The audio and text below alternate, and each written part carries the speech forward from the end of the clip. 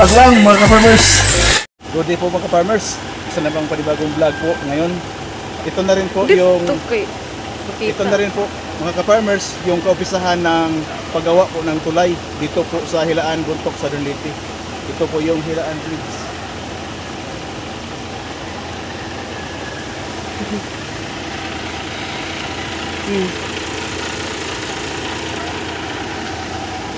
Ito po yung tulay ka-farmers, yung saan yung design po nito, tatlong poste po. At saka yung gitna, labing siyam po yung isasalpak na T-style. At saka yung kabilaan, 12 lang po. Ito po yung pang-umpisa. Ito na rin po, nakikita po natin yung Twin Tower.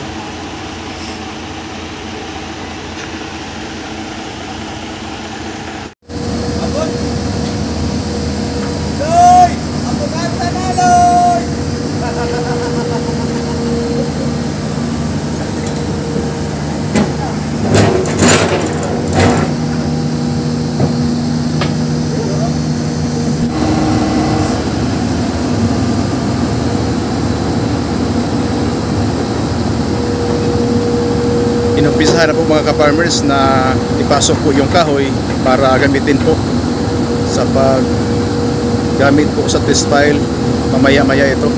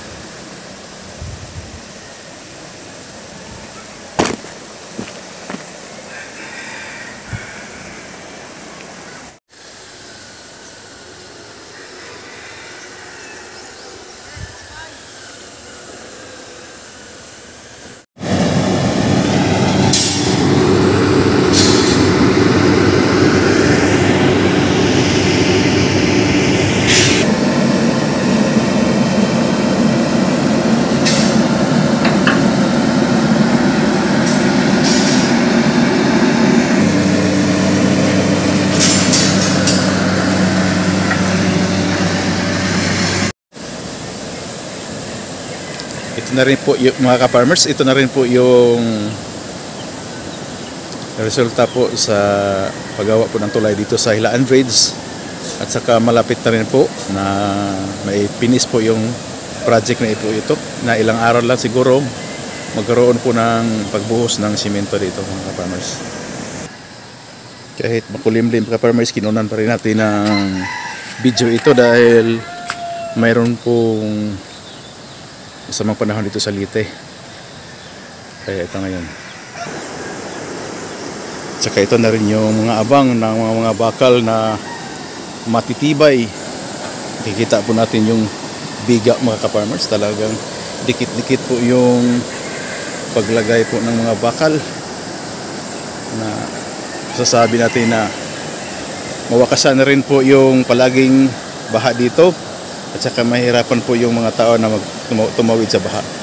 Kikita po natin sa baba mga ka-farmers. Yung babae po mga farmers.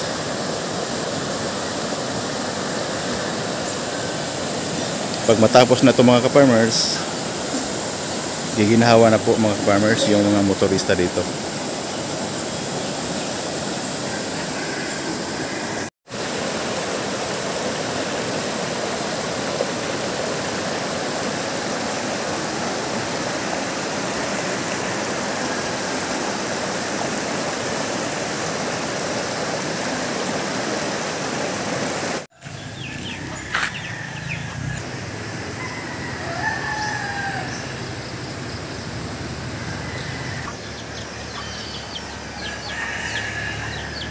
Ipakita ko na rin sa inyo yung kabilang side banda ka-farmers para makita po natin yung mga approach at saka yung sitwasyon po sa ginawang tulay po mga ka-farmers. Ano po mga ka-farmers, mga siguro mga ka-farmers, mga 60% na po na tapos na rin po yung paghahanda sa mga bakal. Matitibay yung ka-farmers yung tulay.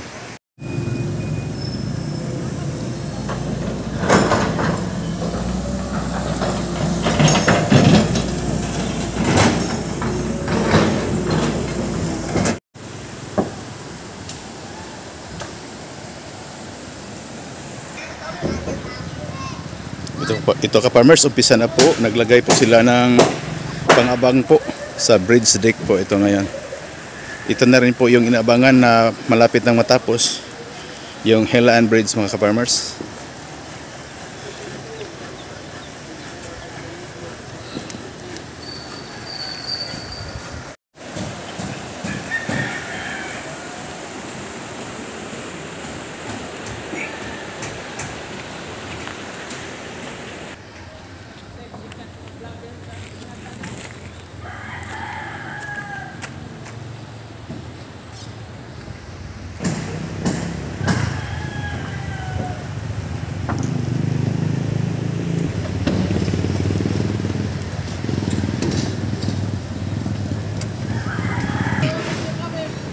Ito siguro mga ano pa to, mga less than naman pa ito mabuhusan po mga ka-farmers dahil hindi pa pala nalatagan po ng pang bridge deck ng kabilyang ka-farmers.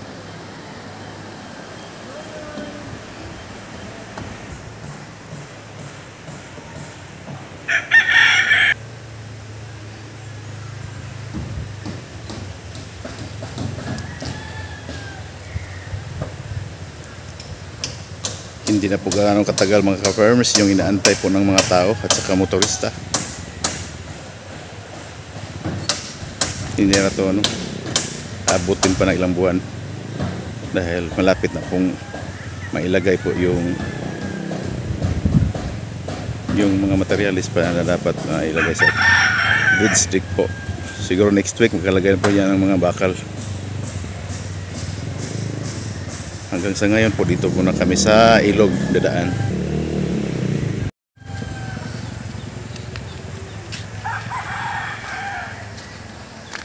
Ito na rin po ka-farmers yung update po sa tulay mga ka-farmers. Malapit na po itong buhusan po ng semento. Yung tulay pala dito mga ka-farmers, yung bakal pala. Double matting pala yung mga ka-farmers at saka matibay na matibay.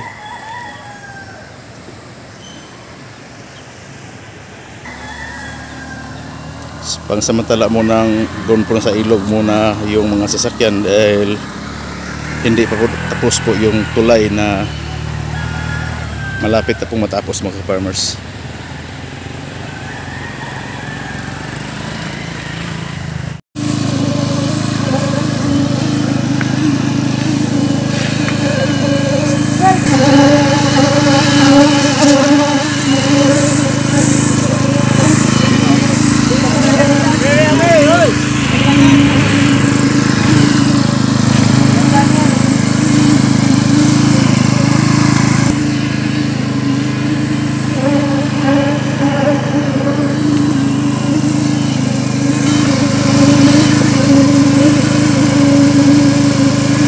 ka-farmers, malapit na pong natapos po yung konkrito ng tulay. Ilang linggo na lang ito, pwede na itong madaan ng mga ka-farmers.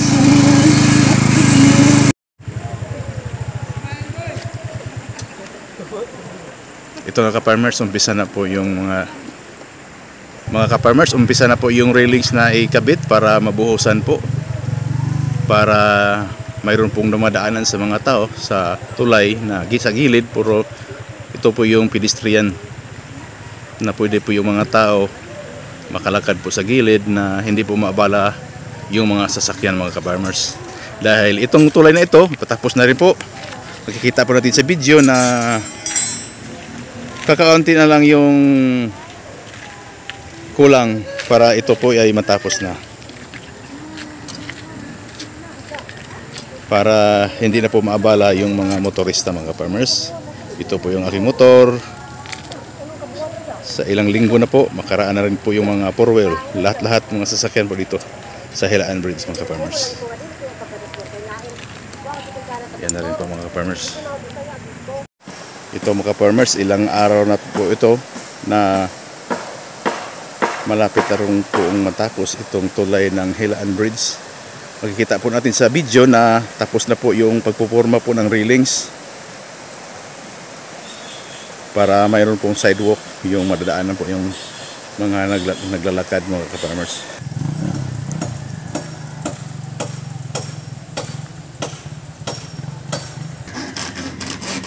Tinanong ko po yung mga nagtatrabaho dito, mga ka-farmers, isabay pala ito pagbuhos para matibay po yung kinakapitan po ng semento saka yung bakal, mga ka-farmers.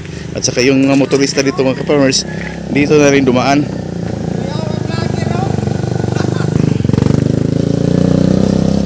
Yung mga nagmumotor dito na rin. Kahit bumaha ngayon, hindi naman dyan problemado, mga ka-farmers, dahil itong tulay nito malapit na itong matapos.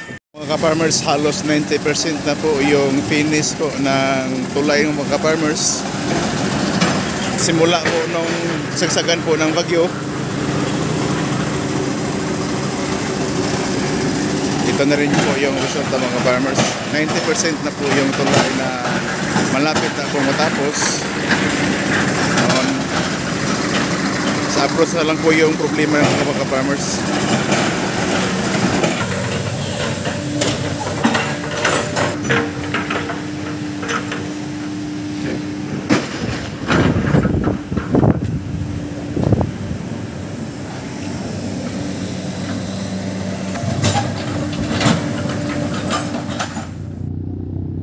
Farmers, sa ilang buwan po ito na pinagtatrabaho na itong Helaan Saksak Bridge, at saka napatunayan na mga nakaraang mga lindol at saka sa bagyong Tino, mga ka-farmers, ito po ay subok na naaasahan at ano po, pinagdaraanan po yung bagyong Tino na safe po yung mga tao at saka yung mga komunidad na, at saka lalo po yung mga sasakyan na dumadaan dito.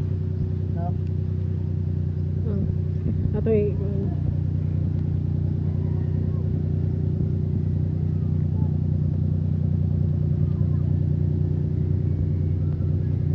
na safe po silang dumaan, na patuloy po sila nagbinta ng mga produkto sa bayan, at saka yung pangangailangan ng mga tao nasuportahan na po. At saka salamat na rin po sa mga paggawa po nito sa Helaan Saksak Bridge. Mula noon, pagkatapos nito ay successful po na safe po, at saka malaki pong tulong sa amin, lalo na taga Butucanon. Saka salamat na rin po, mga farmers.